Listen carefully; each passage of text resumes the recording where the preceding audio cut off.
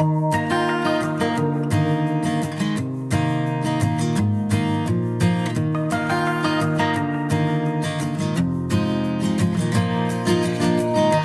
ich heiße Johanna Forster und ich bin Illustratorin. Meine niedlichen Obst- und Gemüsecharaktere und meine botanischen Bots sind wahrscheinlich meine bekanntesten Werke. Sie haben mir geholfen, eine starke Instagram-Fangemeinde aufzubauen und mich mit dem Verkauf meiner Kunst selbstständig zu machen. Außerdem skizziere ich auch Konzepte für Videospiele, wie Good Company oder Nordlicht. Ich bekomme manchmal die Frage, bist du die mit dem Gemüse? Ich habe mich darauf spezialisiert, fantastische Figuren und Szenen zu schaffen, die aber immer auf der Natur basieren. Ebenso wechsle ich bei der Arbeit oft zwischen digitalen und analogen Prozessen.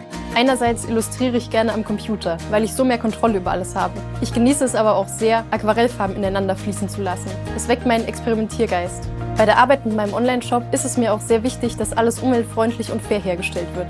Ich möchte mit meiner Kunst die Welt etwas bunter und verspielter machen, die Menschen zum Träumen anregen und ihr inneres Kind wecken.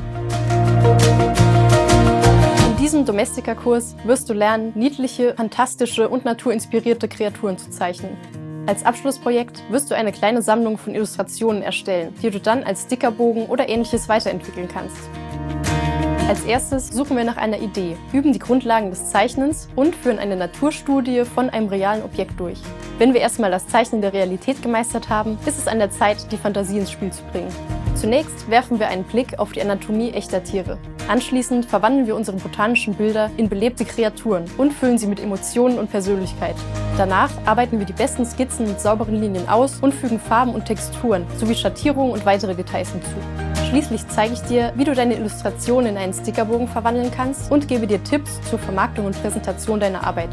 Zum Ende dieses Kurses wirst du eine ganze Reihe an originellen Charakteren haben, die du nach Belieben weiterentwickeln kannst. Dafür benötigst du Skizzenutensilien und ein Tablet mit Grafiksoftware, sowie Adobe Illustrator, wenn du auch einen Stickerbogen erstellen möchtest. Mische Natur und Fantasie und schaffe liebenswerte Figuren, die die Welt noch nie gesehen hat.